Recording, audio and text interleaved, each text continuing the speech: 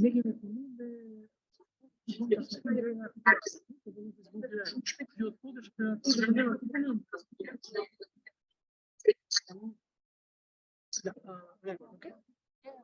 Kalojnë në pjesën tani që ofimi tulet dhe vetëm të shkame me koroj. Kemi shumë si ndi, këtë duash, nga qatë, që një vend të ullu.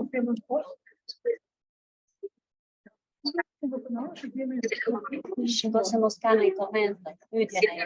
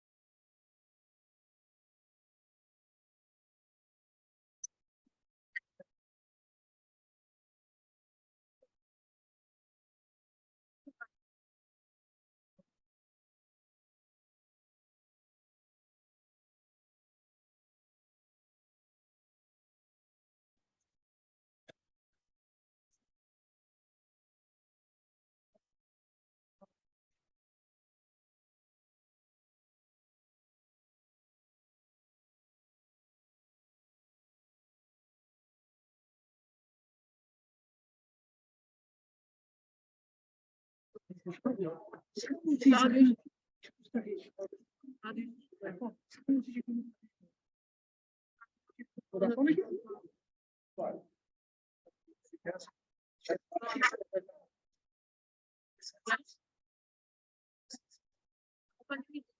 Слушай, как я еще полимитовая щедовы?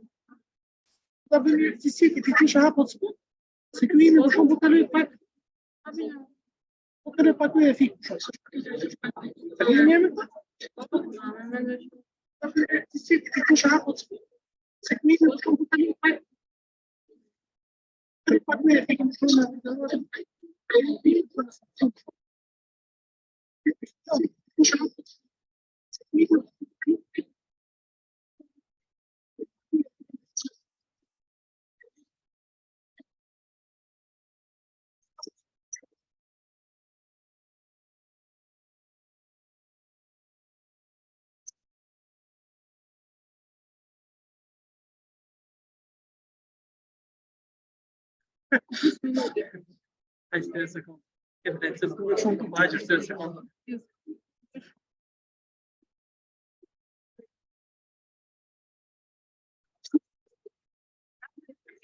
Вообще не даже. Ну, чем начинать? И да, или конструкцию. Падаешь нет, это супер. Ну, супер. Конечно. И да, падаешь нет, Саша, меня выпустил,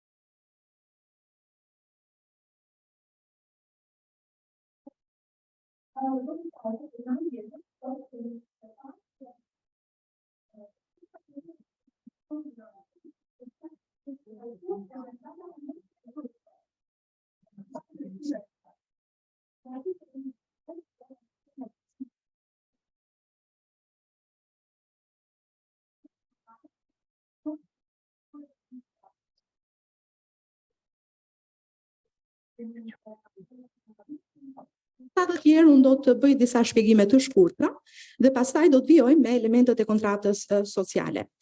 Rrjeti POP është i përbërë nga 12 organizata të shoqërisë civile, përballja ofertave politike, mbështetet nga Olof Palme International Center dhe National Endowment for Democracy dhe përfaqësues në 12 bashki janë organizata të shoqërisë civile, në këtë rast në Durrës jemi ne si CSDC.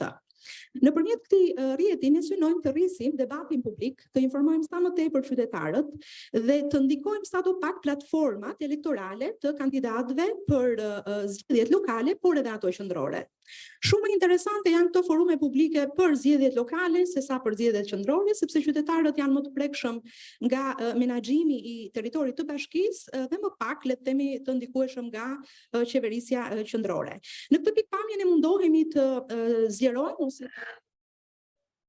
dhe llogaridhënie në nivel lokal dhe që nga viti 2015-2019 janë zhvilluar këto takime, këto forume. Kemi pasur forumin e fundit në zgjedhjet e pjesëme lokale të vitit 2022. Padyshim për ju ky format është i njohur. Në kujtesën time keni qenë pjesëmarrës edhe në 2 forume të tjera kur garonit për zgjedhjet parlamentare, pra për deputet, prandaj nuk është e vështirë për ne t'ju shpjegojmë formatin, por edhe për shumë qytetarë këtu, të cilët janë bashkëpunëtorët tanë, janë kolegët tanë dhe është shumë e njohur ky lloj modeli ku synohet gjithmonë të kemi mundësi të dëgjojmë sa më shumë informacione për platformën tuaj elektorale. Pas pak do ju jap fjalën për një përmbledhje, por njëkohësisht duam që të shprehim interesat tona si qytetar, të cilat sigurisht çdo bashki do t'i kishte sfiduese në kushtet kur bashkia jonë është 300.000 banor. Në këtë pikpamje, në këtë forum, ne do të kemi 2 pjesë.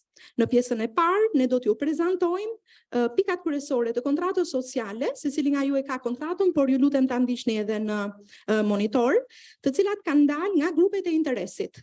Fokus grupet janë zhvilluar duke pasur parasysh shpërndarjen gjeografike të bashkisë tonë, por edhe grupe që janë të marginalizuara, persona me nevoja speciale apo grupe grash apo persona që kanë vulnerabilitet.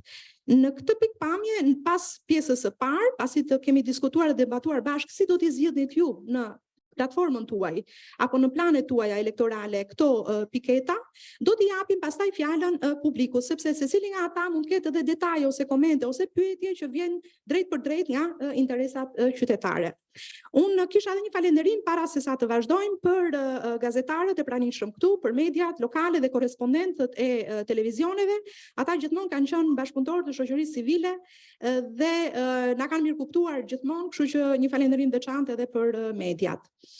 Atëre, do t'ju lë kohë, zoti Cara, një 5 minutësh do ishte mjaftueshëm, sepse pastaj elementët e planit tuaj elektoral do dalin edhe nëpërmjet diskutimeve në vijim. Fjala për ju. Faleminderit. Në parë do të falenderoj të pranishmit, do dha besorin. Kënaqësi është, nuk e di dëgjon nëse. Atëherë, është kënaqësi gjithmonë të jem të forum, siç tha ju kanë qenë dy tjera. Para se të filloj për sa i përket programit, duhet të theksoj pikërisht atë çfarë ju thatë. Të nxjerrë lokale, administrative dhe pavarësisht që shpesh mundohem të japim gjyrim politik, ato janë pikërisht për ato problemet që ka qyteti jonë. Në këtë kuptim, në kuptimin e njerëzve që jetojnë në qytet, kanë një rëndësi të madhe. Sepse bëhet fjalë për të zgjidhur pikërisht ato probleme që ne kemi të gjithë sapo dalim nga dera e shtëpisë. Ky forum në fakt do të ishte akoma më i mirë nëse këtu do të kishim të dy përfaqësues. Dhe duhet të theksoj faktin që debatet qoftë politike, por edhe për sa i përket qytetit, për debatet administrative se si është bërë administrimi i qytetit, është mirë që të bëhet përballë atyre që e kanë votuar pikërisht drejtuesin e bashkisë. Çuditërisht në gjithë këtë periudhë, pavarësisht ftesave, bashkia Durrësit, por dhe kryetaria ka vendosur që mos të jetë përballë qytetarëve, mos të jetë përballë kandidatëve rival. Kjo është zgjedhje e saj, por gjithsesi është në fakt e dëmton demokracinë. Një nga piketat që ju keni është pikërisht autonomia e pushtetit vendor, apo jo?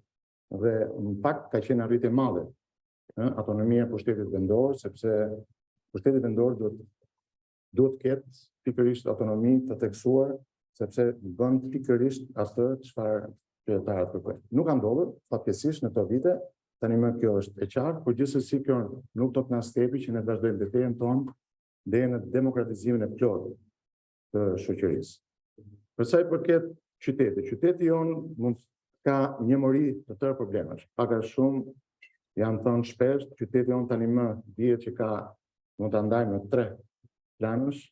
Kemi Durrësin e vjetër, që të gjithë e dinë, kemi pjesën e Durrësit të ri që është shtuar këto 30 vite të punit, kemi edhe pjesën e komunave apo zonave administrative që janë 5 njësi. Secila prej tyre ka specifikat e veta dhe në këtë moment do të thoya që ndoshta mund të dalin gjatë kohës së gjithë. Unë nëse do të filloj të shpalos pikërisht të program që kam sot, duhet shumë më tepër se 3 orë. Kështu që besoj që të kalojmë me pika dhe pse jo me pyetje përgjigje. Por disa pika kryesore mund të them. Te qyteti në këtë moment, me thënë të drejtën, i mungojnë shumë gjëra, por do ta nis ke ajo që është më kryesorja. Paktën duke ndarë pikërisht ashtu se stash në 3 elemente. Dhe Durrësit tjetër kemi një humbje të identitetit qytetit Durrësit. Kemi zhvillim, do të thoya kuturu, betonizim të Durrësit kudo, humbje të gjelbërimit të paqeve, tani më kemi një qytet i cili ka një transformim rrethor, kjo për efekt dhe të babëzisë që kanë pasur në këto vite pushtuese, do të thoya të qytetit, sepse e kanë perceptuar qytetin si një pronë, kur realisht duhet të jetë ndryshe. Pse them është ndryshe? Pronarat e vërtet qytetit jemi pikërisht ne që jemi këtu, janë aty qytetarë që votojnë, që ditën e votimit me një plus përcaktojnë se kush i drejton. Ato janë pronarat e vërtet. Realisht, si shtohet, drejtuesi është administratori, i cili duhet të jetë në shërbim të qytetarëve. Ka ndodhur që ky qytet mbi të gjitha është shfrytzuar si një pronë pikërisht për përfitime. Kemi dursin e ri, i cilin pavarësisht sa do të mundohemi të gjejmë element pozitiv, do të thotë që në këto vite blengon shumë. Kemi një mungesë të theksuar të mirëqenies ose të infrastrukturës, kemi rrugë pashtuara, pandrejtim, pagjelbrim, pastrim, mos harrojmë që zonat të sektoreve periferike nuk kanë akoma çerrë dhe kopshe pranë tyre. Në këtë moment që flasim, me që këtu ka shumë të ri, theksojmë fort faktin që kemi akoma gjimnazët, ne jemi Prashkë dhe Gjergj Kasioti, të cilët nuk janë ndërtuar akoma. Bëhet fjalë për rreth 5.000 nxënës, të cilët sot vazhdojnë mësimin me 2 turne, duke ulur ndjeshëm cilësinë e mësimarrjes. Kemi një zonë si plazhi, rreth 35.000 banor deri në 40 shkon, nuk ka akoma gjimnaz. Kemi shkolla periferike, të cilat edhe ato që janë ndërtuara shpesh mungon infrastruktura, mungon ngroja, mungon shumë element. Gjithashtu, duke dalë për të, nëse do dalin tek zonat si tham, njësitë administrative të komunave, kemi mungesa akoma të theksuar.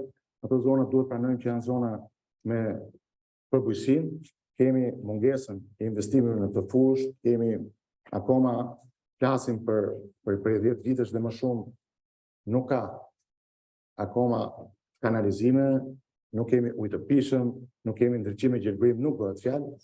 Dhe më radhë, të gjitha këto, të flasim pastaj për subvencione nga bashkia ose për mundësi që të jepet asaj kategorie që të vazhdojnë, pse jo, të investojnë, nuk bëhet fjalë, të rritë kanë zgjedhur që të iken. Dhe kjo është plaga më e madhe. Dhe me që kam shumë të ri këtu, do të theksoj se kjo është plagë e madhe, se në fakt mendoj që një vend, një qytet pa rini, është një qytet i cili, me thënë të drejtën, shumë. Dhe në këtë rast, kjo është sfida jonë e përbashkët, dhe në fakt këtu duhet pranojmë faktin që duhet një pak kombëtar, pranojmë faktin që rinia po ikën nga kjo qeverisja. Se me thënë të drejtën, në qoftë se nuk investojmë për rinin, për çfarë investojmë? Në qoftë se e gjithë tendenca e politikës do të jetë thjesht vetëm që të nxjerrë përfitime, që kjo do të çojë gjithmonë në hemorragji të plotë rinis dhe kuptohet që ky vend do të shkojë keq më keq. Mundova në 5 minuta të them disa probleme, por të themi bindje që pavarësisht ngjyrimit politik, të gjithë duhet të jenë të qartë që bëhet fjalë për administrim të qytetit. Sa do të mundohemi ta bëjmë politike, kuptohet që ka dhe efektin e vet politik, se ka dhe një këshill bashkiak, bëhet fjalë për të përcaktuar atë i cili do të menaxhojë qytetin, do të shërbejë për qytetarët. Nëse do të mendohet ndryshe, që është thjesht për një emër, është gabim. Bëhet fjalë për të rritur performancën e menaxhimit. 1900 persona që janë administrat paguhen pikërisht nga ju. Ju jeni ata të cilët i mbani në punë, me taksat të cilët paguhen pikërisht ato faturat e ujit për çdo muaj, dhe kjo duhet të kthehet në shërbim. Unë vazhdoj pa punë, po ndoshta mund të dalin. Do dalin përsëri tek këto pika. Faleminderit zoti Cara për mbledhjen, sikurse edhe ju e thatë, bashkitë e mëdha kanë shumë sfida, por sigurisht ka nevojë edhe për më tepër përpjekje për qeverisje të mirë. Desha të rimarr edhe një moment që ju e theksuat, do ishte ideale sikur kandidatët të kishin përballë që nga 2019 nuk kemi pasur mundësi ta kemi këtë, disa nga partitë kanë pasur vullnetin, të tjera jo.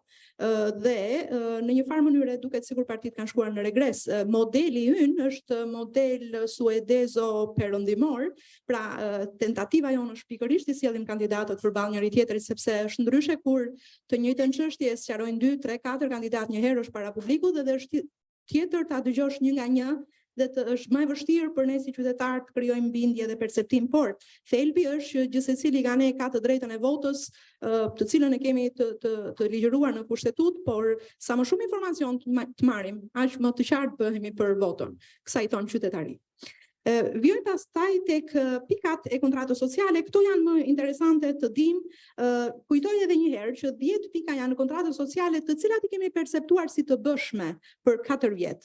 Pra, do t'ju kujtoja që këto prioritete të dala nga qytetarët, ju mund t'i referoheni kontratës, në qoftë se kemi një kopje këtu, ndërkohë që publiku sheh në monitor dhe keni edhe kopjet e juaja, kanë dalë bazuar mbi disa grupe diskutimi të lidhura me disa shtylla. Një nga shtyllat është demokracia dhe mirëqeverisja, drejtësia sociale në nivel vendor, nxitja e zhvillimit ekonomik që duhet të bëjë pushteti lokal dhe infrastruktura dhe shërbimet publike.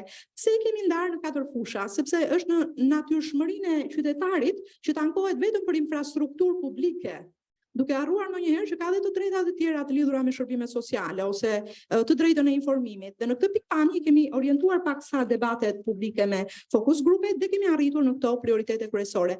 Them që janë kryesore se janë me dhjetra. Edhe ju përmendët pa diskutim në fushatën tuaj si kandidat ju keni takuar çdo qytetar dhe këto janë shumë të njohura për ju, por ne i sjellim në një frym të shoqërisë civile sepse i kemi piketuar si më kryesorët, pra i kemi prioritizuar. I referohemi kështu prioritetit 1 për të cilën e kemi shprehur si forcimi i demokracisë vendore dhe avancimi i agjendës së integrimit europian në nivel vendor.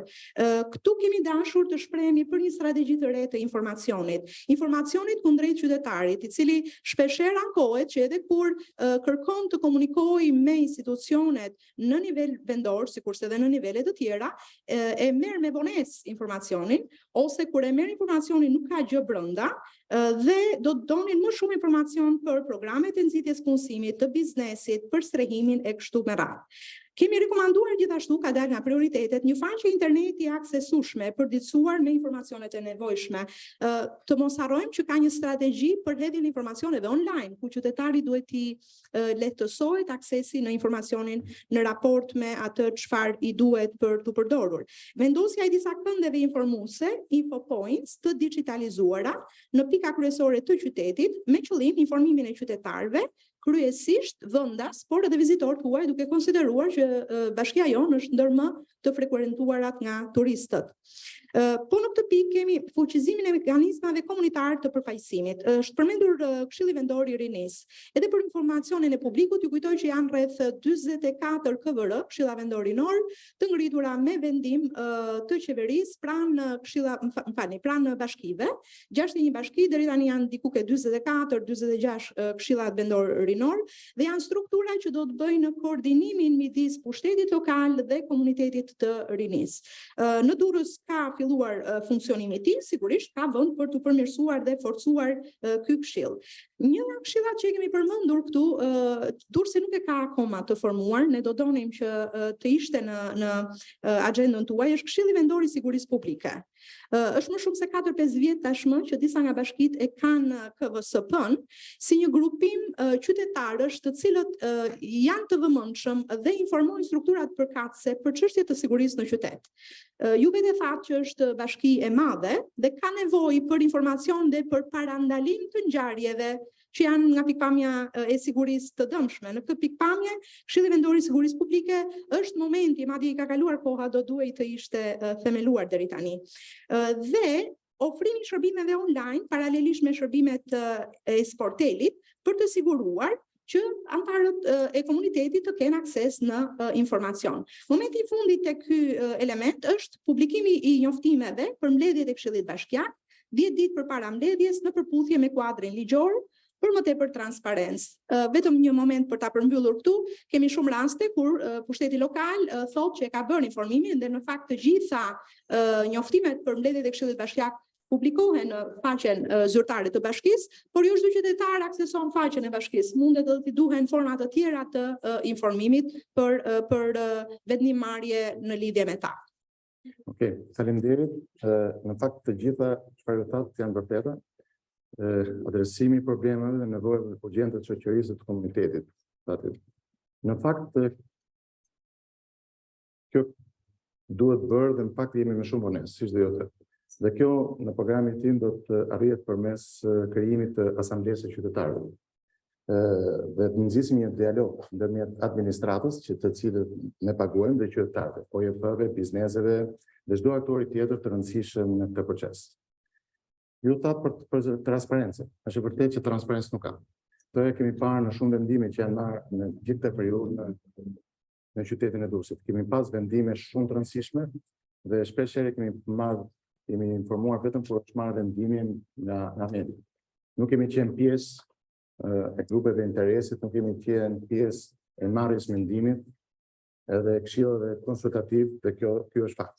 Në kuadër të transparencës, një nga gjërat që kam në programin tim që është kryesore është pikërisht kjo, transparenca e fortë me qytetin, pa diskutim.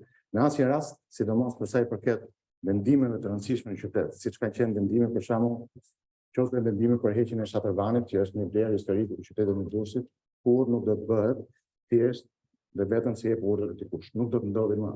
Apo siç janë marrë vendime të tjera, qoftë edhe për vlerën, qoftë edhe për portin. Nuk mundet që vepra të tilla që kanë impakt direkt tek qytetari të merren qoftë në një drek apo në një darkë, qoftë të kryeministrit apo të merren me vendime pa konsultuar, pa studim fizibiliteti dhe me pasoja të rënda. E them me pasoja të rënda se të kuptojmë që nëse ne bëjmë një herë një ligj gabim, ligjin mund ta riparojmë në parlament se e amendojmë, bëjmë korrigjimin dhe mund të vazhdojmë përpara. Por nëse bëjmë gabime të tilla me pasoja të rënda siç është vlera 10 miliardë lekë, apo falja e portit me vlerë miliardë euro, apo qoftë humbja e identitetit të Durrësit, to janë pasoja që rëndojmë qytetin dhe nuk i korrigjojmë dot më, ose kanë një kosto të papërballueshme për qytetin. Tani pikërisht për sa i përket dhe informacionit. Ne kemi vind turistë në Durrës dhe shpesh mundohen që të gjejmë pikat turistike me anë të pyetjeve duke takuar njerëz rrugës. Në fakt në vitin 2023 nuk po flas paktën për brezin tim, por brezi i ri sot është brez digital. Pikërisht do të krijojmë një aplikacion Info Durrës, që kushdo që hyn te ky aplikacion merr të dhëna për çdo gjë që bëhet në Durrës. Duke filluar nga pikat turistike, restorantet, hotelet e më gjërë. Pa fund do të jetë Info Durrës, një aplikacion që për bashkinë nuk kushton asgjë. Fuqizimi i mekanizmeve të aty komunitar të përfaqësimit. Dhe është vërtet dhe kjo duhet ndodhur. Çfarë ndodh? Nëse nuk përfaqësojnë gjithë komunitetet, sot kishe një takim me përfaqësues invalid. Shpeshherë siç ka ndodhur kohët e fundit, ndoshta pse jo, mund të kemi dhe ne gabimet tona në 30 vite politikë. Por kushdo duhet të jetë përfaqësuar. Qoftë edhe ato përfaqësues të shoqatave me pamundësi ose që kanë probleme me shëndetin duan të jenë përfaqësuar. Nevoja speciale. Do të jetë. Për rinin, rinia dhe kthehemi përsëri tek plaga e madhe, duan shumë programe për rinin dhe kjo do të jetë një nga sfidat e bashkisë. Një nga premtimet që kanë bërë është që administrata e bashkisë do të jetë minimumi 30% përfaqësuar nga 30. Pse e them se jo thjesht për të bërë politikë, por kemi nevojë dhe për mendim të ri. Kemi nevojë sepse gjithë bota po evolon, është bërë digjitale, dhe me thënë të drejtën ne duhet të përshtatemi në çdo hap. Çdo ditë ka gjëra të reja dhe ne duhet të përshtatemi. Brendimi i qytetit duhet bërë patjetër. Një qytet i cili me thënë të drejtën ne themi që është pol turizmi, por sfida e administratës së ardhshme do të jetë që do të poli më i rëndësishëm i turizmit në Shqipëri. Ketë një logo të saj, siç kanë qytetet kryesore të Evropës, dhe të jetë i përfaqësuar mirë. Gjithashtu vazhdojmë me shërbimet më efikase nga administrata publike duke afruar pikërisht këtë që thash, aksesin e qytetarëve në shërbime digjitale. Ju përmendët Këshillin Bashkiak. Në fakt është rënd, është skelje ligjore, por me gjitha dhe morale, që kur merren vendime në Këshillin Bashkiak, qytetarët në shumicën e rasteve nuk kanë fare informacion që po bëhet. Dhe ajo që ju kërkoni është më së drejtë që të paktën për ato projekt vendime të cilat nuk kanë arsye pse të futen në 4 orëshin e fundit, siç ka ndodhur rëndon kohët e fundit.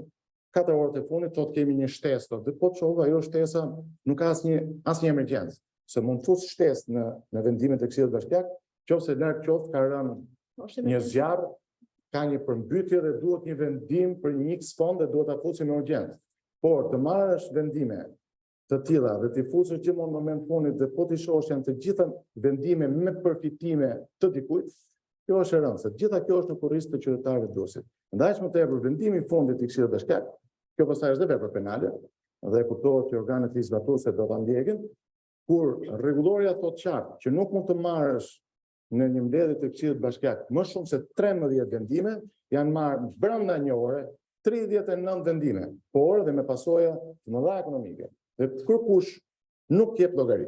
Pra, ditën për ditë, shkelen rregullat, 39 vendime për një orë. Ato se kur dhe tjenë 39 fletë, nuk mund të kalojnë kaq kollaj. Jo më 39 vendime, ku bëhet fjalë dhe për shumë aparash të cilat kalojnë për projekte të ndryshme. Pra, kjo gjë nuk do të ndodhi kur në Bashkinë e Ashme. Kur në asnjë rast nuk do të ketë mbledhje të Këshillit Bashkiak, të cilat bëhen, nuk lajmërohen para kohe dhe të futen pastaj me emergjencë të tilla siç paraqiten.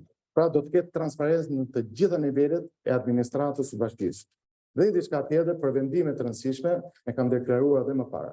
Asnjë rast nuk do të ketë një vendim që prek qytetin e Durrësit, pra flas për vendime të mëdha, si ato që fola pak më parë, pa referendum. Edhe për rastet që kanë ndodhur më parë. Për shembull, shpesh më pyesin se çfarë do të bëjmë me Velerën. Pavarësisht se mund të kem një mendim tim që mos ndikoj, mendoj që në të ardhmen të drejtohem me referendum qytetarëve të Durrësit se çfarë duhet të bëjmë me këtë Velerë. Që jo vetëm janë harxuar 10 miliardë, por sipas informacioneve që kam, pritet që të harxojë edhe 3-4 milionë euro të tjera, shtesë sepse ajo akoma nuk ka përfunduar. Të gjitha këto janë to para bien në kurriz të qytetarëve të Durrësit se me para tona bëhet. Nuk e di isha i qartë se ndodha. Dhe interesante, një lutem, grupi që të mos humbim kohë dhe do duhet të ecim më shpejt. Referendumi lokal që ju e propozoni dhe ne kemi dëgjuar edhe në raste të tjera, është interesant se do të nxisim më tepër qytetarët që të marrin informacion para se të shkojnë tek referendumi, sepse mund të jetë edhe një mekanizëm që i nxit të interesat e tyre.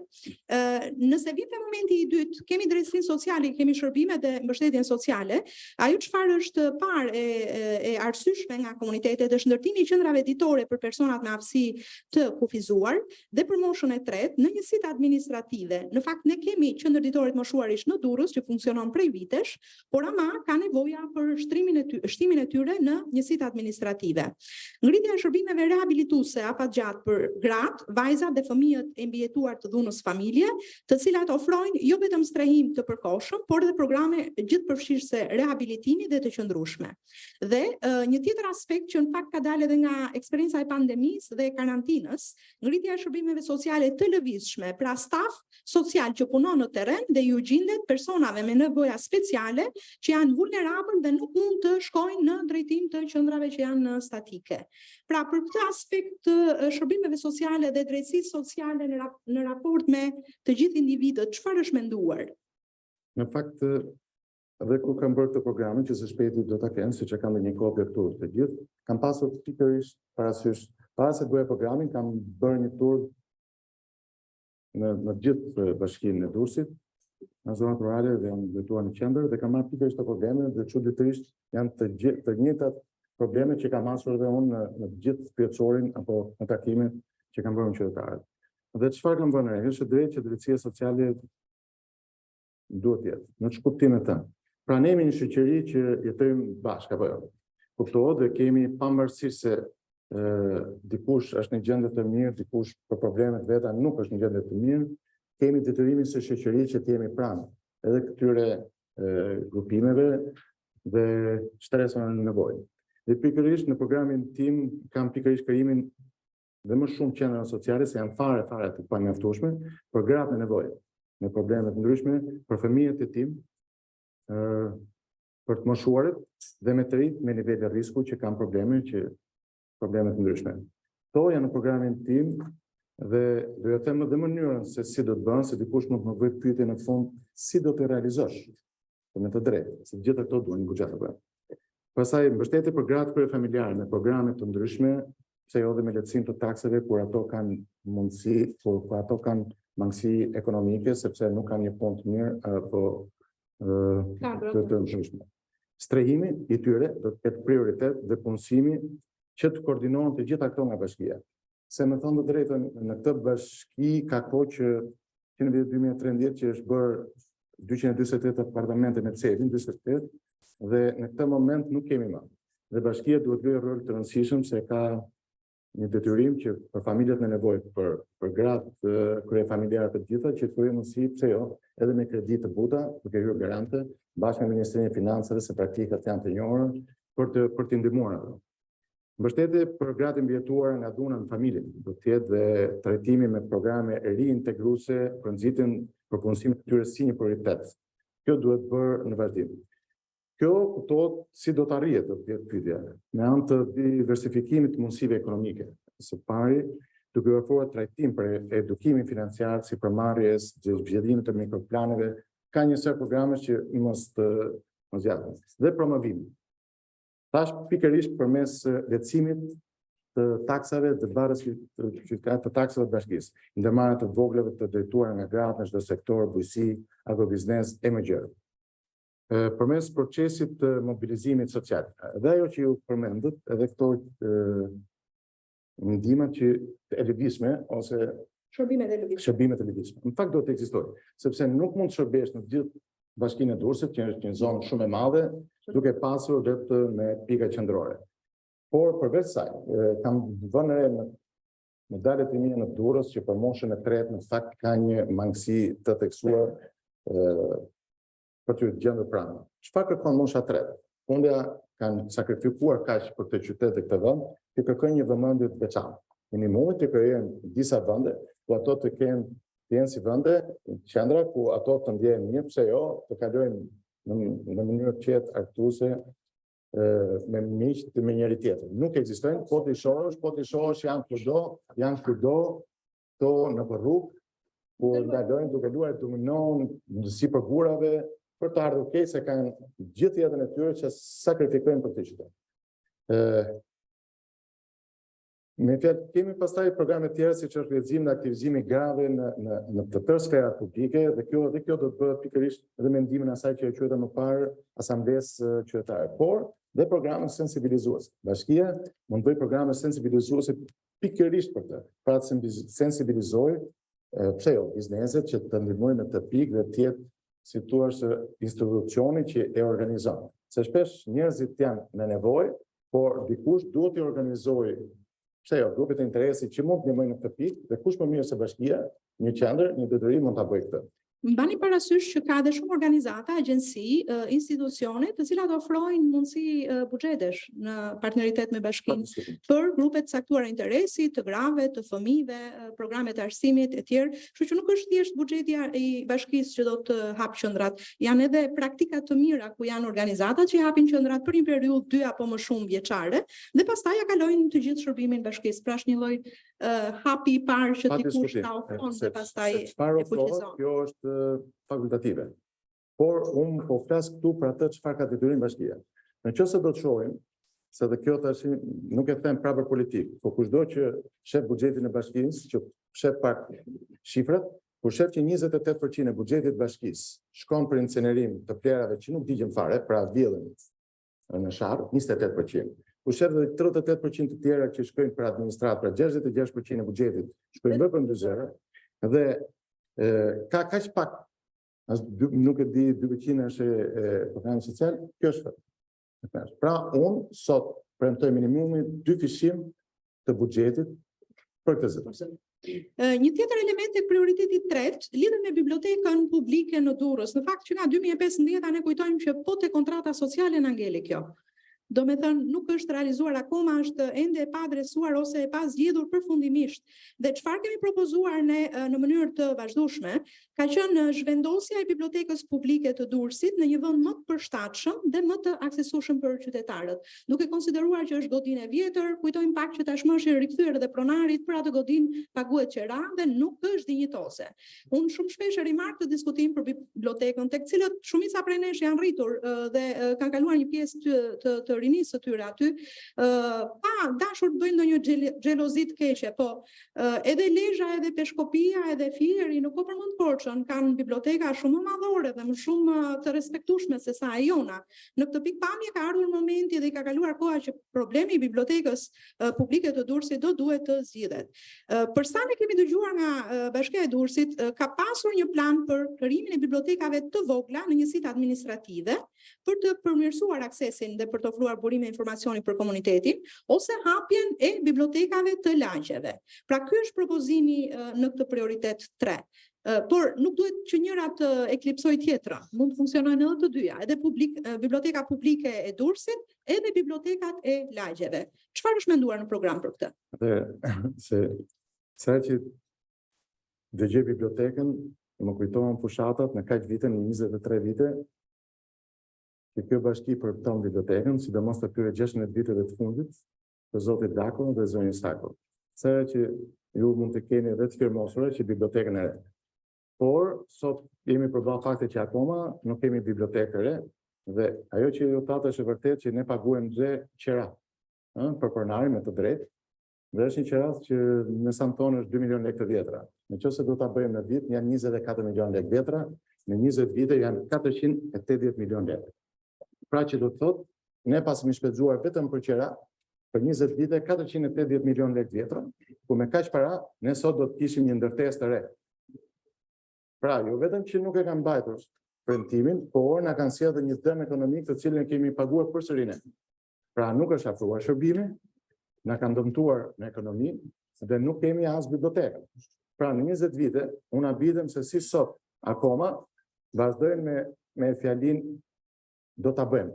Pra, flasin akoma për të ardhmen. Por, në demokraci ka një afat skadence, 4 vit janë mandatet, në qoftë të skadon 4 vite rresht nuk e bën, mendoj që të hikën e drejta morale të thuash përsëri do ta bëj. Sepse 20 vite janë shumë. Dhe ju thash që ka dhe një kosto financiare që është në kurriz qytetar. Premtoj bibliotekë të re për qytetin, kuptohet që ka 2-3 mënyra se ku mund ta bëjmë, por me të gjitha duke treguar edhe bibliotekën digjitale, se sot tash biblioteka digjitale sidomos për të rritë funksionon. Nuk jam kundër që të ketë bibliotekë, jo vetëm si shqyrtat në përlagje, po pse jo, minimumi duhet të ketë biblioteka në njësitë administrative të komunave. Sepse njëri nuk mund të vi deri në Durrës për të aksesuar bibliotekën. Pra, më kollaj kemi themi se sa të bëjmë parulla, pasi që 20 vjet themi do hapim, ju s'keni hap akoma pas 20 vjetësh atë që keni premtuar, doni të na gënjeni përsëri që do hapim në përlagje. Po të paktën të jenë të ndershëm, që të nuk e bën dot. Minimumit mendojnë dhe për ato njësi administrative që janë larg. Pra edhe ky është një premtim që pas 4 viteve do të jemi përballë dhe nuk do të jetë më kjo gjendje që Durrësi të jetë pa bibliotekë. Okej, faleminderit. Në prioritetin e radhës ju përmendët pak më sipër, megjithatë ne kemi specifikuar si hapësira publike për të rinj dhe grupmoshat e tjera. Kemi pasur parasysh këtu sipërfaqet e gjelbërta, po që edhe të jenë hapësira publike për argëtim dhe pushim, për banorë të gjitha moshave, kryesisht në njësitë administrative. Janë menduar këto hapësirat e gjelbra ose hapësirat rekreative? Patjetër, kjo do të jetë një nga sfidat. Në fakt, shpesh të gjithë kanë premtuar gjelbërimin e qytetit, të parqet dhe vendet për që të gjitha moshat kemi mundësi që në sot, faktikisht kemi në 2 zona gjithmonë bën investime për gjelbërim, përsëri megjithëse para 8 vitesh u bën një investim i madh me pikërisht tek shëtitoria, u mbollën palma nëse ju kujtohet, sot ato nuk ekzistojnë më, janë disa miliona euro të humbur, dhe çu do të shohim përsëri bashkinë që 3 muaj përpara mbillet përsëri sipas specialistëve me një pemë e cila nuk funksionon, se duhet të ishin pemë që janë të gjelbërta gjatë gjithë periudhës, megjithatë nuk po hypi kushte teknike, dhe zonat e tjera janë s'ka nevojë të bëj koment se ju tani më e dini vetë. Nuk mundet që të gjitha, se edhe këtu është proporcionaliteti i investimit. Çdo të thotë proporcionalitet. Të gjithë zonat paguajnë taksa apo jo? Edhe njësitë pa përjashtim. Në moment që paguajnë taksa, duan që në të gjitha zonat për përqindjen që paguajnë, duhet të kthehet shërbimi. Nuk mundet që të thuash unë investoj vetëm tek lagja 1. Nuk po e di cilësisë që edhe ajo ka problemet e veta. Por sepse të gjitha zonat kanë. Se të themi Po plazhi nuk ka nevojë, po komuna të pesa nuk ka nevojë, po spitalla nuk ka nevojë, po lagja 18 nuk ka nevojë, po lagja të tjera, të gjitha ka nevojë për gjelbërim, apo jo? Qoftë edhe për këtë paç. Ta diskutojmë se fundi edhe paguajmë për atë shërbim. Paguajmë për gjelbërimin, paguajmë për ndërçim, pastrim e gjitha. Dhe nuk e kanë marrë. Tani kuptohet që në çdo njësi administrative patjetër është detyrim i bashkisë që të ketë minimum një park. Sepse të thash ka shumë mundësi. Edhe financat nuk mungojnë, se përderisa kemi para për të harxuar 10 miliard lekë në vit për incinerim, patjetër, këto investimet janë akoma shumë më pak. Dhe kjo ju thatë edhe për grup moshat që unë e preka më parë, sepse ka nevojë të gjithë grup moshat. Që ke mosha 3 tek fëmijët e me radhë. Për sa i përket kjo çfarë do të thotë, do të nxjerrë një vitalizim të zonës. Për shembull, çfarë u mendua kur bë universiteti? Një nga arsyet që universiteti me këmbgulje në atë kohë u dërgua në periferi ishte që Durrësit ta bëjmë policentrik. Nuk mund të që një qytet si Durrësi me 300.000 banorë të jetë vetëm me një qendër. Nuk ka sens. Jo 2, po duhet të jenë 3, 4, 5 e më shumë qendra, sepse të gjithë ka nevojë që të kenë edhe shërbimet, pse jo të kenë akses në afër zonave ku ato jetojnë. Nuk mund të jetë gjithë Durrësi që di patjetër përpara bashkisë që të çojë diçka. Thjesht për interes, desha të di një koment tuaj për ekoparkun. Patjetër, kam e para u vonua shumë, apo siç ju e dini. Më në fund ekoparku para ca ditësh dy ditësh dhe shpresoj shumë sipas të dhënave që un kam nuk po hyj ke pjesa e gjërave teknike, por do të theksoj që ekoparku një largimi i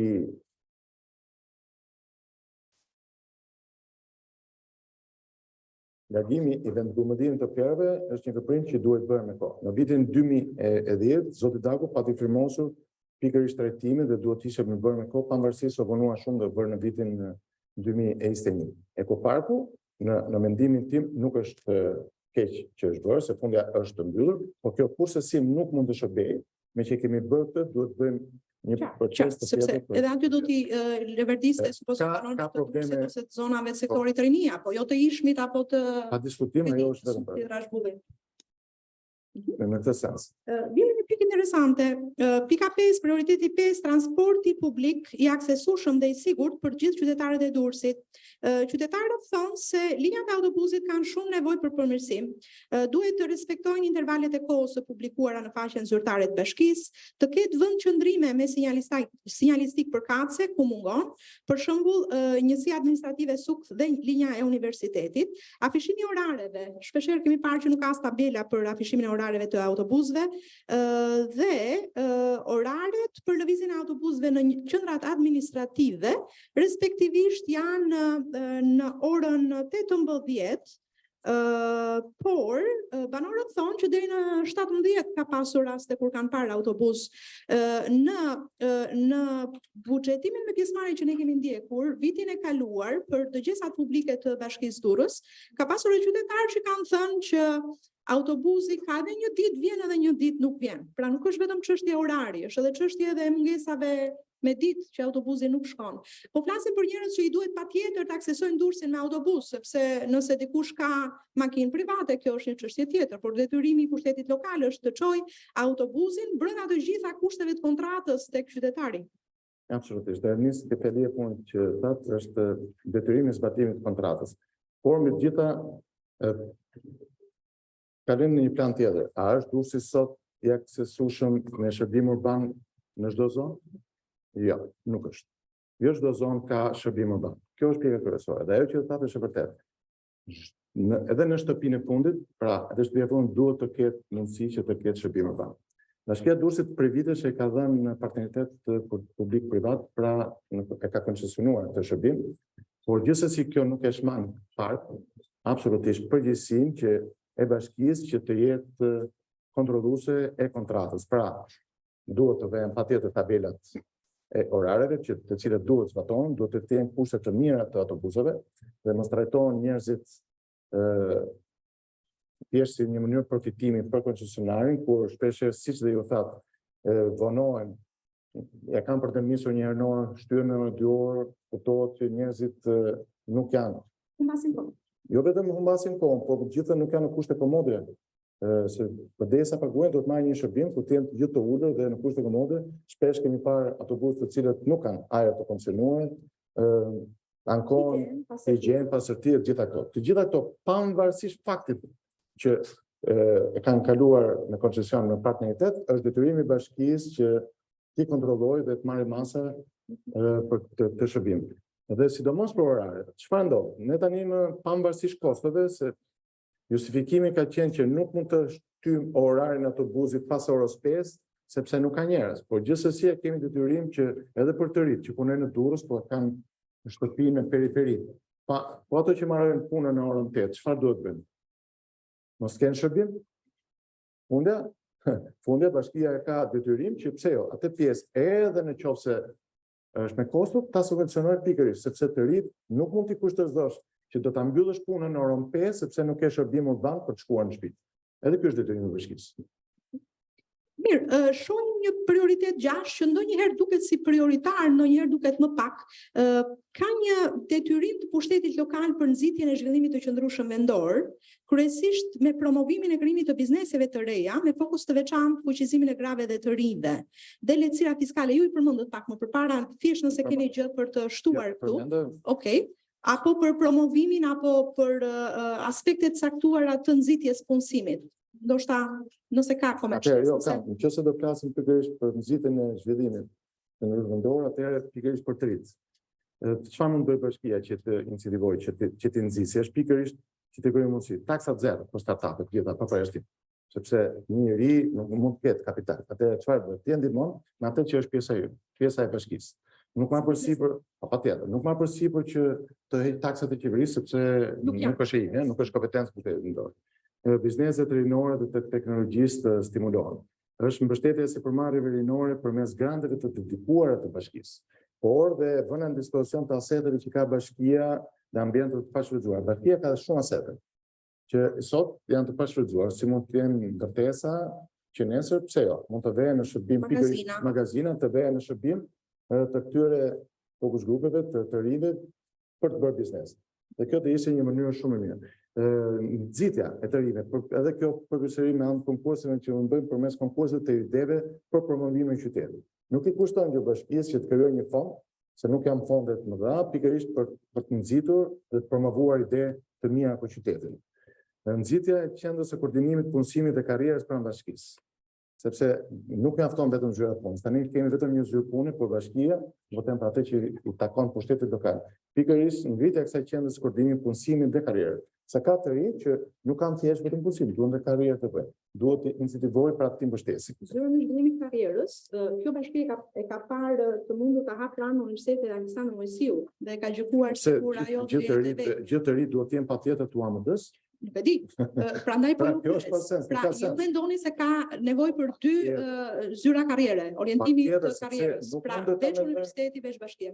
Atë Durrësi dhe jemi me fat që kemi UAMD. Dhe në të ardhmen do kemi bashkëpunim pse jo që akoma më shumë të fuqizojmë UAMD-n, por kjo që po flasim nuk mund të jetë vetëm UAMD. Ka të rinj që nuk janë studentë, po janë me shkollë të mesme. To të rinj nuk kanë të drejtë të promovohen nga bashkia.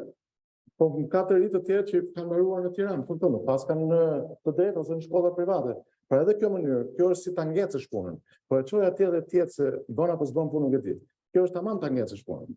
Pra bashkia për të është si një prind i mirë i cili duhet të mendojë për gjithë. Nuk mundesh thua që po hap një zyrë tek UAMD-ja dhe edhe mbaroj. Nuk funksionon kështu, duhet të jetë pa diskutim për të gjithë të rinjt, pavarësisht janë apo jo pjesë e UAMD-s. Zoti Cara, unë mendoj që prioritetin 7 dhe 8 mund ta diskutojmë bashkërisht edhe për shkak të efektivitetit të kohës, për t'i lënë edhe audiencës pastaj kohë për pyetje.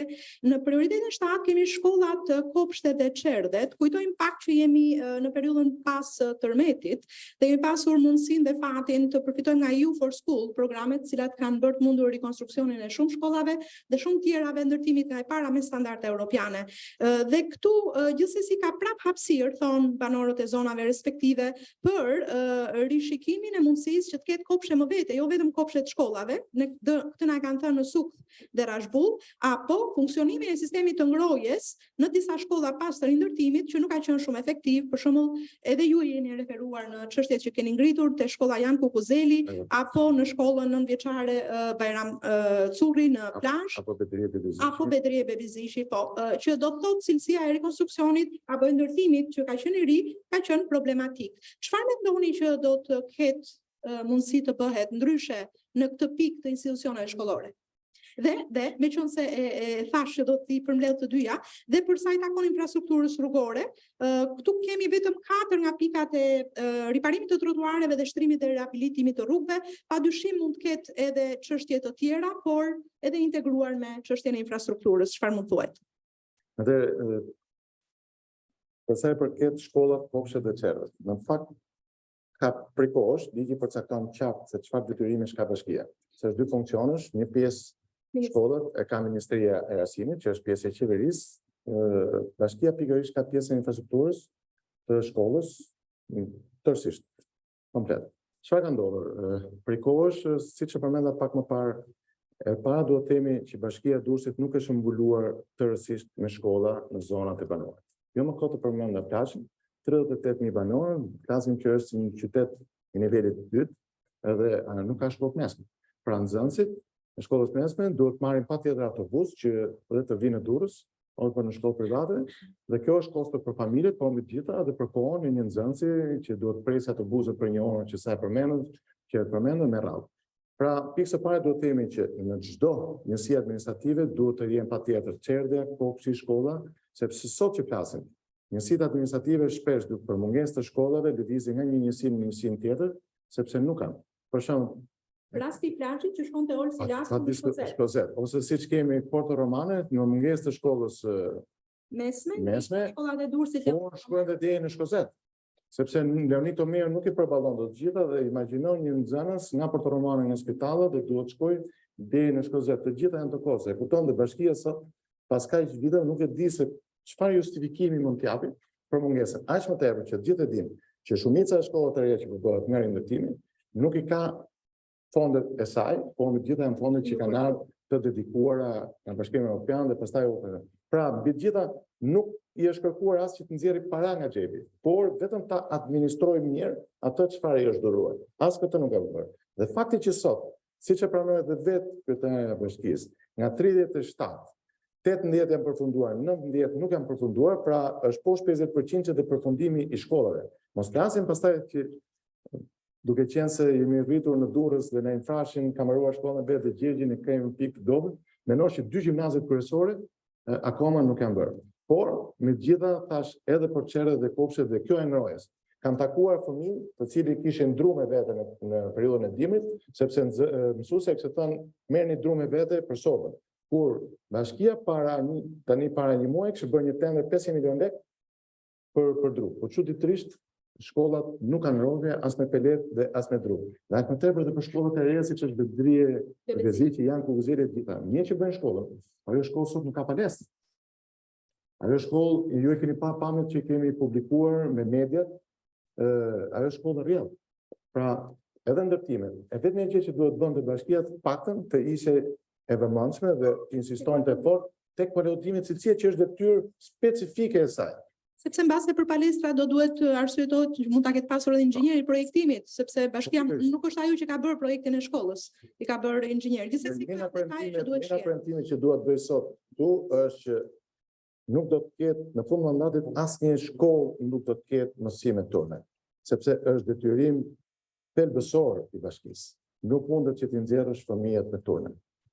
Sepse aq më tepër jo vetëm për cilësinë e mësimakës, po me gjitha tani gjithë dimë që prindët e kanë shumë të thjeshtë nëse fëmijët gjatë kohës që ato janë në punë, prindët janë në punë, fëmijët janë në shkollë.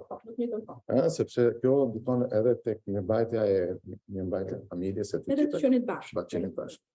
Atëherë, në 2 pikat e fundit, po i rimarrim prapë në grup, prioriteti 9 dhe i 10 i fundit, kemi pastrimin dhe mirëmbajtjen. Çfarë është kërkuar nga banorët e komunitetit tonë është shtimi i numrit koshave të mbeturinave dhe i shpeshësisë së tyre, i pastrimit të tyre, pastrim dezinfektimi në mënyrë të rregullt i kazanëve të mbetjeve, kryesisht në Durrës, por edhe në njësitë e largëta administrative, vendosja e koshave të posaçëm për mbetje dhe peshkut në zona si rruga Taulantia, për të trajtuar ndotjen e shkaktuar nga mbetjet e restoranteve gjatë të verës. Dhe në prioritetin e fundit, garantimi dhe aksesi i ujit të pishëm dhe të konsumueshëm. Furnizimi i rregullt me ujë të pishëm e kanë problem banorët e disa njësive administrative, Sukthi në këtë rast ka dalë problem. Adresimi i përmbytjeve të shkaktuara nga bllokimet kanalizimeve të ujrave të zeza, ku duhet të prioritizohen ndërhyrjet që synojnë përmirësimin e sistemit të kanalizimeve. Okej, atëherë se nuk e prekëm dhe infrastrukturën, se dhe infrastruktura është një element shumë i rëndësishëm. Paktën kudo që kam shkuar kam probleme infrastrukturën. Se infrastruktura është një gjë që ndikon drejt në cilësi. Me thënë të drejtën, ajo që ju thatë është e vërtet. Pak më parë, kemi rrugë në zona njësi administrative të komunat të cilë nuk kanë trotuare. Kemi pasur edhe raste fatkeqësisë të 2 fëmijëve, sepse në pamundësi për pasur një trotuar, duke qenë në rrugë, kanë rrezikuar jetën dhe sot nuk jetojnë më. Dhe kjo është përgjegjësi e bashkisë direkte, sepse një qendër ku ka komunitet, patjetër duhet të jenë trotuare, apo duhet të ketë tabela, elementet e sigurisë në rrugë. Pa diskutim pastaj për ndriçimin, që tha më parë dhe shtimin e rrugëve. Dhe ky është një premtim tjetër që të paktën rrugët parësore dhe dytësore në fund të mandatit 4 vjeçar do të jenë gjithë të shtruara. Edhe ky është një premtim që doja të bëja pikërisht këtu. Për sa i përket pastrimit dhe mirëmbajtjes. Nëse do të shohim buxhetin që ka harxuar bashkia në këto vite është një buxhet shumë i madh. Për sa i përket pastrimit. Ka dhe një numër shumë të konsiderueshëm të punonjësve dhe përsëri ajo çfarë ne shohim në qytet është që përveç qendrës së Durrësit, atë çfarë në sy shef kryetaria, nëse do dalim në periferi, besoj që të gjithë jeni koshient që kemi një situatë alarmante ku terat prej ditësh shpesh janë të pahequra nga posha, pa folur për cilësinë, pavarësisht se janë bërë shpesh tenderime për posha të ri. Dhe aq më tepër, ajo për të cilën është firmosur në 2010 për ndarje në burim të plerave, që do të ndaheshin plastika, kartoni dhe plerat e tjera, nuk është bërë. Nuk është bërë dhe kjo pastaj çfarë solli? Solli dhe pasojë të tjera që në vitin 2021 po dhe ai problemi që ndodhi, bë kontratë incinerimit dhe çfarë ndodh sot? Sot kemi një qytet i cili nuk është i pastruar mirë, por megjithatë që na koston dhe shumë. Se mirë që nuk marrim shërbim, por harxojmë shumë para. Dhe këto bën akoma agravohen shumë më tepër. Dhe përveç asaj, pra nuk kemi bërë detyrën për të cilën kemi paguar, pra bashkia përderisa ka shpenzuar, duhet marrë produktin. As produktin kemi marrë, por kemi shtuar. Për sa i përket pastrimit, jemi akoma në pastrimin e metodës së vitit 90 me gjineshtra, dhe me thënë të drejtën është përqeshur që në vitit 2023 paktën kemi në shtimet e numrit të makinerive për pastrim. Pasi vlerët e punës para fushatit bashkisë nuk e kanë shmangur as pak fenomenin e pastrimit me të. Bashkia ka thënë që janë vlerë makineritë e pastrimit. Po s'po i shohim. Bën në fund. Po s'po i shohim pra, se ky është problemi, se ne shpesh themi që kemi vlerë, themi që kemi shpenzuar, që qytetarët nuk shohin asgjë. Themi që po pastrojmë plazhin, po dalesh në plazh gjithmonë ka probleme. Themi që kemi harxuar kaq litra karburant, por nuk i shohim këto kamionat se ku ishte zgjidhja. Pra ju pat ndarja në burim. Patjetër, ndarja në burim sepse e para punës e ke detyrim. Nuk është se thjesht po e them. Pra është e firmosur që në vitin 2010 që të paktën mund të kemi zona pilot në disa njësi të qytetit ta ndajmë që në burim. Çfarë do të sjellë kjo që të shpjegoj për gjithë pranishmit këtu pse duhet ndarë burim dhe pse duhet bërë. Ne harxojmë sot 10 miliard lekë në vit për 2022 janë shpenzuar për incinerimin e Ramës. Pse? Sepse ne i marrim plerat siç janë, iglu më vërë, në kontenjera dhe e qenë direkte biles pa peshuar, se kjo është rëndë, pa peshuar, duke u nisur nga ajo që themi kapacitetin mbajtës i këtij kamioni. Pavarësisht se ka brenda 5 ton, ne llogarisim që ka 20. Kjo çfarë ka kushtuar? Që e paguajmë për 20 ton incinerimin, aty është 29 euro për ton, shtohet 11 euro që është transporti, shkon afërsisht 40.5 euro për ton. Pra janë gjithë ankurisë tonë. Dhe pavarësisht se çojmë 5 paguajmë 20, por nuk po e rritë. Problemi është si e shpëtojmë këtë. Ka dy elemente, o do ulësh peshën, o do ulësh çmimin. Në çmimin nuk e ul dot se ke kontratë ka bërë zoti Rama, atëherë çfarë do të bësh? Si bashki, si që të tregohet bashkia Niko Qire, çfarë do të bëj? Duhet uli peshën. Si e ulim peshën? Duke bërë pikërisht atë që më në fund, pasi e thash pas një muaji, pas që e deklaroi dhe bashkia, stacione transferimit. Ku komodohen të gjitha, nëse nuk e bën në burim, të paktën bëhet tek stacione transferimit. Ku e ndajnë kartonin veç, plastikën, hekurin, qelqin, i ndajnë gjitha kjo, çfarë do të bëjë?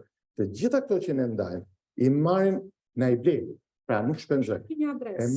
E marrin pikërisht ndërmarrjet që bëjnë riciklim. Pra bëjmë një proces riciklimi të këtyre mbledhjeve që i shërbejnë kësaj industrie. Pra nuk harxojmë asgjë, se edhe atë fuqi punëtore që do të përdorim për të bërë të ndarje pikërisht në e paguajnë. Por kjo çfarë do uli peshën. Shkon deri në 80%. Pra nga 10.000, po them nga 100 ton, do të paguajmë vetëm për 20 ton. Ja ku i kursyen dhe separat. Dhe sipas llogaritëve të specialistëve, sepse në të drejtën unë prirem pyes gjithmonë specialistën, nuk jam gjithollog, nuk e di të gjitha, më kanë thënë që 80%, nëse do ta përkthejmë në para, shkon deri në 5 deri në 6 milionë euro kursim në vit. Po një qytet, kurse 5 milionë euro në vit, në 4 vite 20 milionë euro, po më falë janë shumë. S'do ngjetë, pa diskutim. Minimumi si kur tonin parasimin, që më paktën fëmijët s'do kisha asnjë shkollë pa ngrohje ftoje, pa kushte të mira, pa laboratore e të gjitha këto. Se ky është detyrimi i bashkisë që të bëjë pikërisht këto element, sidomos për fëmijët, për ato moshën e tretë, për të gjitha këto.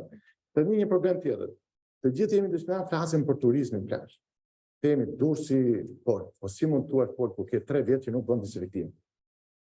Qytetarët janë të vetëdijshëm, por dhe turistët nuk duan të kthehen më në Durrës, sepse miskonjat, insektet janë pafund në plazh. Nuk bën dezinfektimin, që është një proces i cili nuk ka një kosto të madhe. Dashnë të bëhet periodik 2 herë në vit në ta bësh dhe e bën nga ajri, dhe do të jetë një situatë komplet ndryshme. Flet për turizëm, bizneset e private bëjnë investime pafund në hoteleri, në kulinari e të gjitha, dhe vjet puna, turistët janë pak kënaqur sepse nuk qëndrojnë dot në ambiente të jashtme, se miskonjat janë pranishme kudo, dhe kuptohet që nuk mund të themi turizëm elitar. Mirë, kemi folur gjatë, kemi folur për 10 prioritetet, ju kujtoj edhe një herë që ne i monitorojmë këto, kur vjen bashkia dhe merr mandatin, dhe është në punën tonë që të shohim se si ato plotësohen dhe të prodhojmë edhe raporte lidhur me donatorët anë dhe me rrjetin pop për të kuptuar se si bashkit jo vetëm i kanë firmosur, po dhe i kanë zbatuar. Por për pak minuta që kanë mbetur, po nuk e prekëm problemin e ujit të fishëm, që është një problemet më të rëndësishëm. Kemi folur në gjithë këto vite që Durrësi nuk ka ujë të fishëm, pakën e bërë shumë premtime për 24 orë. Sepse në gjitha është hiç menaxhim. Kudo që kam shkuar dhe është fakt që kam parë në zonat periferike tuba të çarë dhe ujë i fishëm, në rrjetet e pafund, banorët ankoheshin që kemi 2-3 muaj që telefonojnë, nuk vjen njëri. Kjo ka ndodhur edhe në qytete, brenda Durrës, dhe këto po të menos dhe ujë që vjen, pavarësisht se dikush thotë mos e s'është punë, s'është shpifime, gjitha janë para që i paguajnë përsëri ne, sepse ato kanë një kosto. Dhe sot kosto e ujit ose tarifa e ujit është më e shtrenjta në gjithë Shqipërinë. Më e shtrenjta në gjithë Shqipërinë. Bashkinë tonë është alarmante. Është disa herë më e shtrenjtë se qytetet e tjera. Këto jo vetëm për lartësisë, por mbi gjitha të keq menaxhimi. Është thënë që projekti mbarohet, projekti i linjës direkte të furnizimit të ujit nga Kushkuqa, që kanë qenë që në 2013 ka filluar, ka mbaruar, por përse nuk ka ndryshuar asgjë. Thjesht dhe vetëm për keq menaxhim të situatës. Pa diskutim, edhe kjo është një premtim, edhe këtë bashkia. Çfarë ka ndodhur? Në fund të drejtën, para një viti gjysmë, në sa më kujtohet, nuk e di jam saktë po, edhe këtu përsëri patëm një ndërhyrje të pushtetit qendror. Dikur ja kaluam në të drejtë bashkisë kompetencat të UCS-it, se më mirë se i zoti shtëpisë nuk e, dhe çuditërisht përsëri 51% aksionet të UCS-it i ka marrë Ministria e Infrastrukturës, Vënë Balluti. Pra edhe këtu ju marrë një kompetencë qytetit Durrësit bashkisë ta majoranca ka dojë. Siç dhe shumë të tjerë dhe këtu kthehen pikës para ku nisëm të autonomisë vendore. E dini sot që na kanë marrë të drejtën të dhënës së ndërtimit, pra në Ramën në qëndruar tërë, në këtë të jepën gjithë 1.5 km nga bregu tot, do ta japin jep rrjetin e ndërtimit Rama për çdo gjë që ndodh. Ujësjelsin po, gjykatat e dini, plazhat. Që të kthehen përsëri. Edhe plazhet i vjen një bene, do ta pikojnë, sepse ato se bashkia nuk di ka të ndakë plazhet. Dhe kjo çfarë ka sjell? Ka sjell që 100% e plazhit sot është në privat, Dhe qytetarët e Durrësit, megjithëse jetojnë në Durrës, nuk gjejnë aftësi për se ata të kanë drejt në të bëjnë një çadër në mungesë të buxhetit për shëndet, sepse tani të themi këto studentët apo dhe mosha e tretë apo dhe prindërt të pamundur nuk mund të shkojnë me 5.000-8.000 lekë në ditë në plazh. Për që të jetosh në Durrës, të thua që jam nga Durrësi dhe mos kesh mundësi të ngulësh shtazën, vetëm Durrës më ndodh.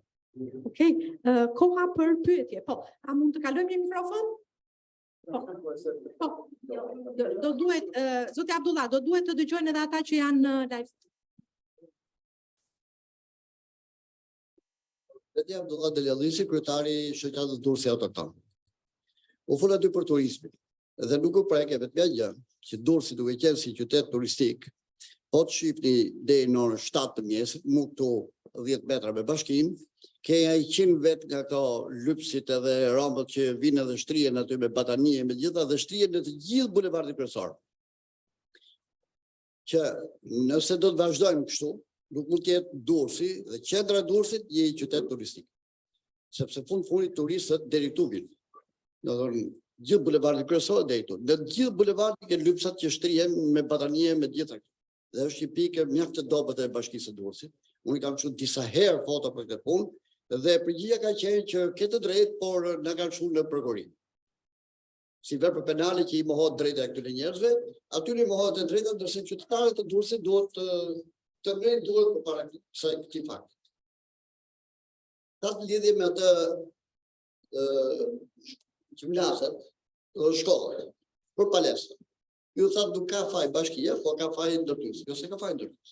Ndërtuesi ndërton si mas ideve të investitorit.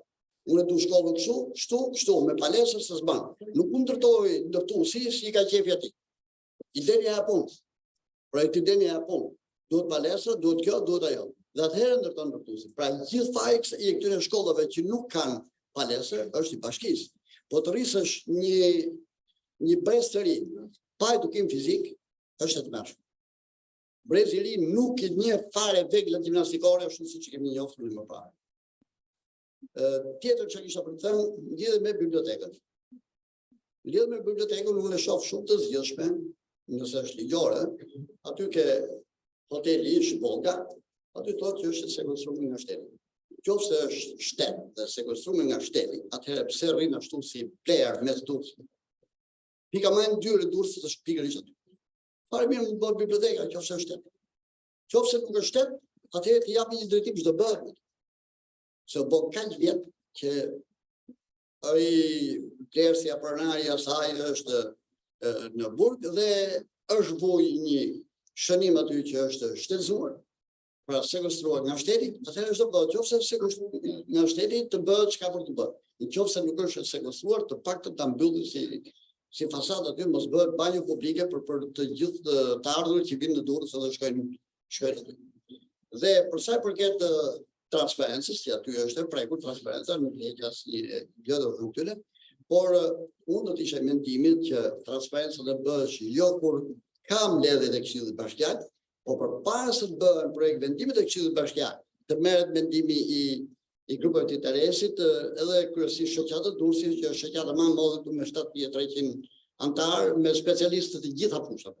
Dhe kjo do të ishte me shumë interes për faleminderit. Vetëm një saksim me qenë se më referuat mua, kur thatë investitor bashkia, nuk ka qenë investitor bashkia për shkollat. Kush ka qenë? EU for School. Jo, nuk ka qenë as shteti. Ka qenë fondet e Bashkimit Evropian. Që ta saksojmë këtë. Shkollat në Durrës nuk janë bërë me fondet të bashkisë. Ndoshta me bashkëfinancim, por investitor në këtë rast ka qenë programi EU for School. Unë si bashki nuk do ta lejosha këtë, do t'i drejtosh atij programi që du palestrën në shkollë. Se nuk mund të ketë shkollë pa palestrën as i vend botës. Edhe shkollat që kanë qenë këtu përpara në 90 kanë qenë gjitha me palestrë, dhe 7 vjeçar. Jo më gjimnazet, po dhe 7 vjeçar me palestrë. Shtorim ligjor. Faleminderit. Nëse ka një koment, po, për sa i përket edukimit fizik është vërtet çfarë tha Luzvi Deljallisi, është shumë e vërtetë. Tani më është bërë shumë fakt i prikohet, pavarësisht se kanë futur në program, duhet të jenë klasa sportive. Dikur kemi pasur klasa sportive dhe dallohet për shembull shkolla Fatëndori në Kospiru. Kishin profile të caktuara ku kanë dalë dhe talente dhe kanë pas emër dhe në kontakt. Pra, këtë do të bëhet. Për sa i përket asaj çfarë preku Lëvizja është pikërisht për të marrë mendimin. Edhe në programin tim do të ekzistojë një bord i të urtëve që është bord ku janë të ftuar të marrin gjithë për të dhënë pikërisht mendime për dursin. Vazhdojmë te një pyetje tjetër? Okej, përshëndetje. Ju pak më parë na përmbledhët disa nga problematikat vendore, le të themi, por a mund të na specifikoni shkurtimisht se cilat nga detyrat mund të cilën nga propozimi i propozuar dhe cilat nga rezultatet e tuaja mund të priten? Nuk kemi të qartë vajza për pyetjen. Edhe një herë konkretisht, çfarë po? A mund të na specifikoni shkurtimisht se cilat nga detyrat duhet të zgjidhen? Cilat detyrat? Kujt i referoheni me detyrat? Detyrat problematikat vendore. Ato që u kanë deri tani për pik fol. Ai parat e 10-ta. Nëse kanë diçka konkrete ose rekomanduese për të tëra nuk mund të nisemi prapë nga fillimi. Jo, shkurtimisht diçka konkrete. Se gjitha pikat e prekëm, më thonë cilën pika se në prapë. Pyetja ime ishte cilat mund të zgjidhen nga këto pikat dhe cilat rezultate mund të priten nga ju. Të gjitha do zgjidhen dhe të gjitha priten. Ktu dëgjuam pjesë të platformës të zotit Sara dhe deshëm të kuptonim cila nga platforma jonë që është kontrata sociale bashkohej me kontratën apo programin politik që u tha. Dhe ky është qëllimi. Po, kalojmë në një pyetje tjetër. Ose koment ose rekomandim.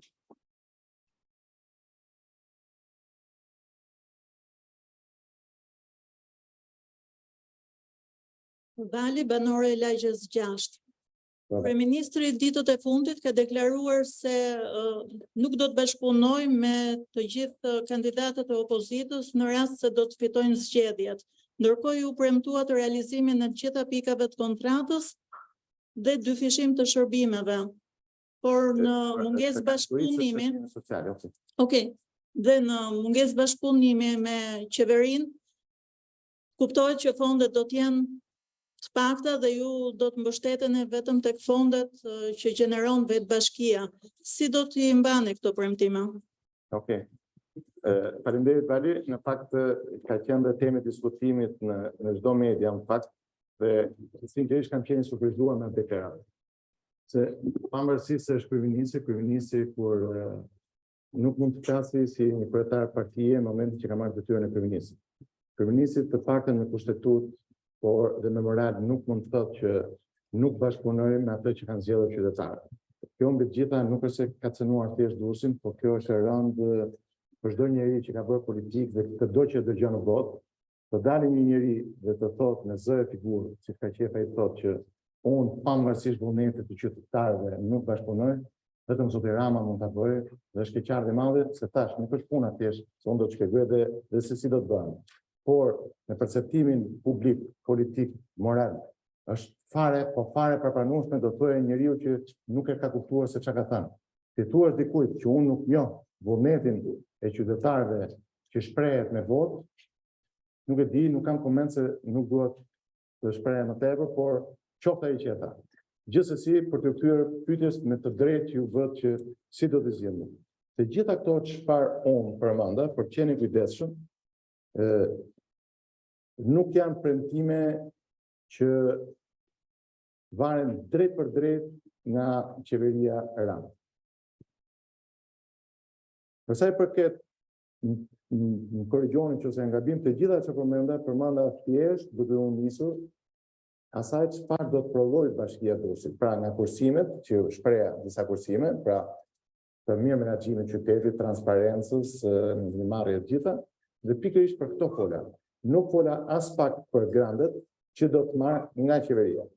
Por unë gjithsesi mendoj që zoti Rama edhe ligjërisht nuk e ka të drejtën që të bllokojë fondet që caktohen qytetit të Durrësit, sepse edhe grandet që janë grandet të kushtëzuara dhe të pakushtëzuara të buxhetit. Grandet e kushtëzuara janë ato grandet të cilat shkojnë me destinacion të përcaktuar, siç janë në këtë rast rindërtimi, dhe bashkia ka për detyrë vetëm të survejojë ose të administrojë, ka dhe grandet të pakushtëzuara kur buxhetit të bashkisë shtohet një grant për investime të caktuara, kur mendohet. Por gjithsesi, unë po referova pikërisht atyre fondeve që gjeneron vetë bashkia. Dhe jam i bindur që pavarësisht asaj që zoti Rama tha, ka dhe solucione tjera ligjore, sepse jo çdo gjë bëhet, sepse edhe grandet, janë të përcaktuar me ligj se sa i takon çdo njësie vendore në bazë të përqindjes së kontributit që i jep në buxhet. Që do të thotë? Sepse është edhe pamoralshme ta mendosh, por gjithsesi dursi sot në buxhet në GDP-n e Shqipërisë, por dhe në buxhet jep shumë, sidomos në periudhën e verës në këtë tani më e dimë. Dhe pikërisht në bazë të këtij kontributit, sepse gjithë investimet që bëhen durrës, për çfarë është GDP-ja? Totali i faturimit të ardhurave ose i shpenzimeve, apo të gjitha këto ka një kontribut në buxhetin e shtetit, po pa diskutim, neve na takon pjesa jonë. Siç thash pak më parë dhe pastaj bashkia i takon të ndajë në mënyrë po proporcionale tek njësitë e mësimit. Ky është shteti.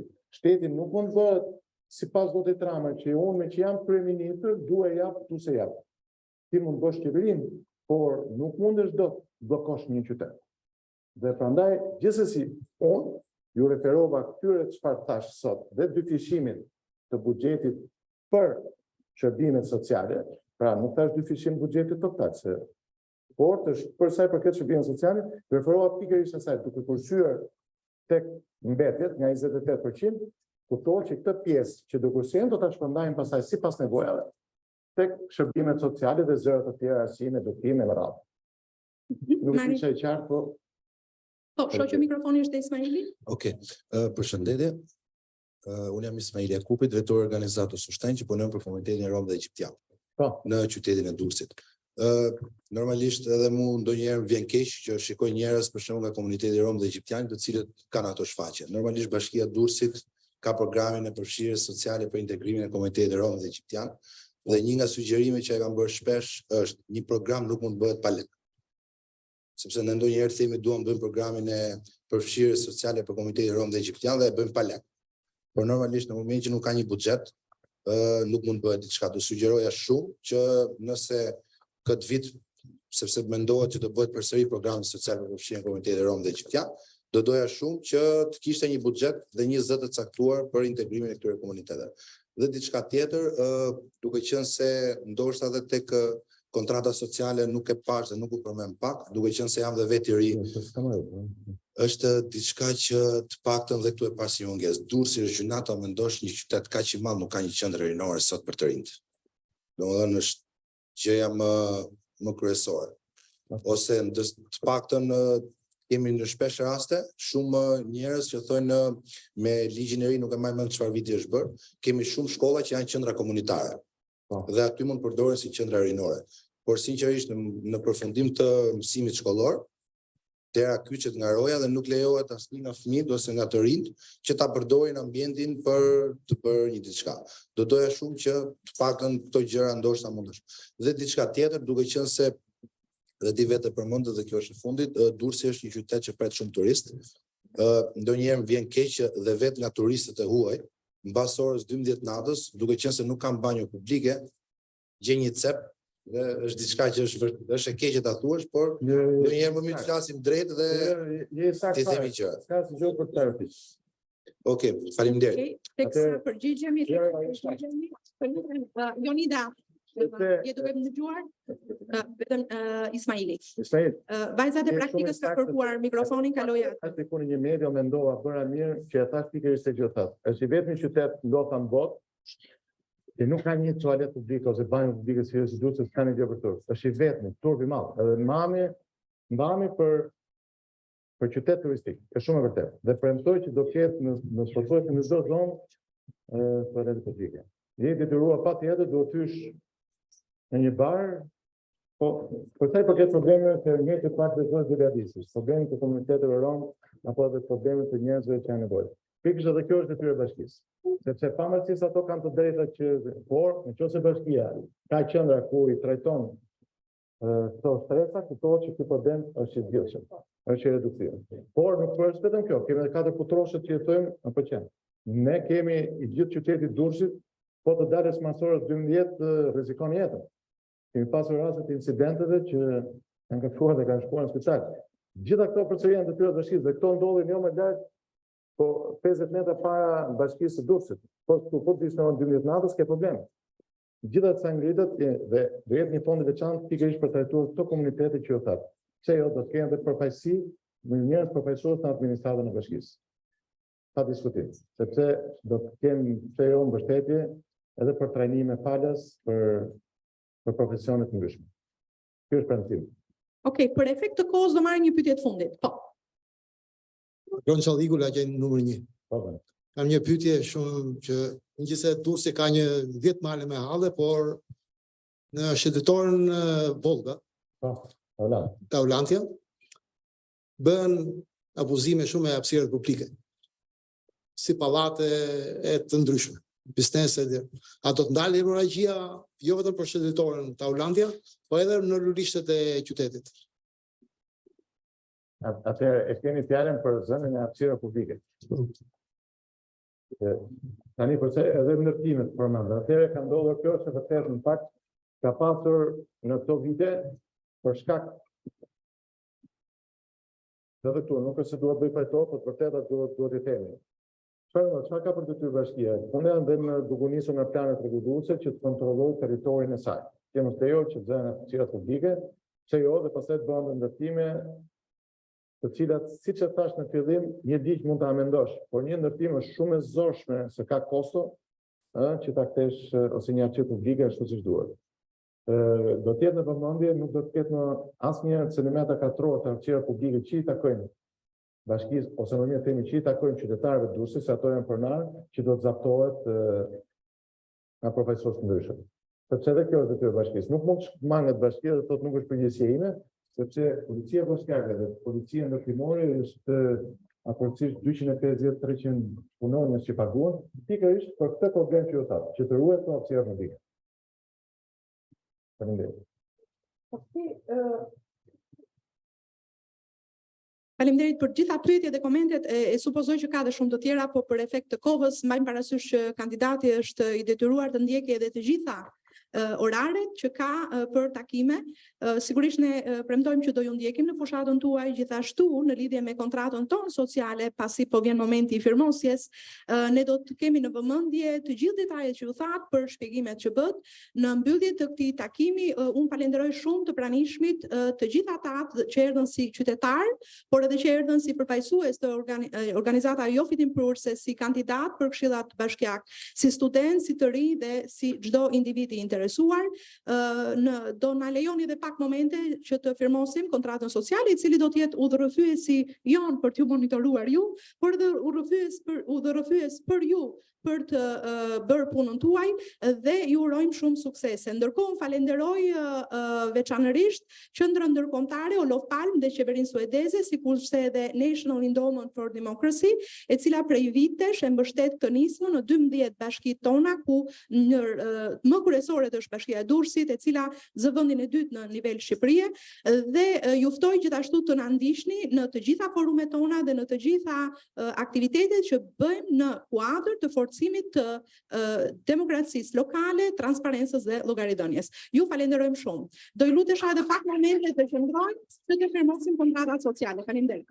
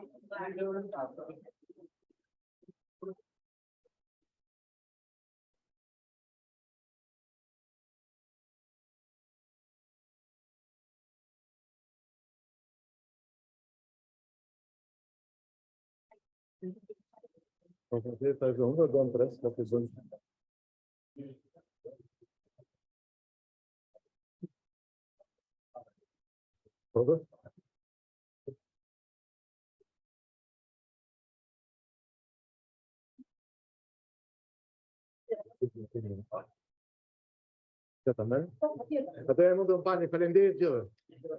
Nuk pasu. Faleminderit.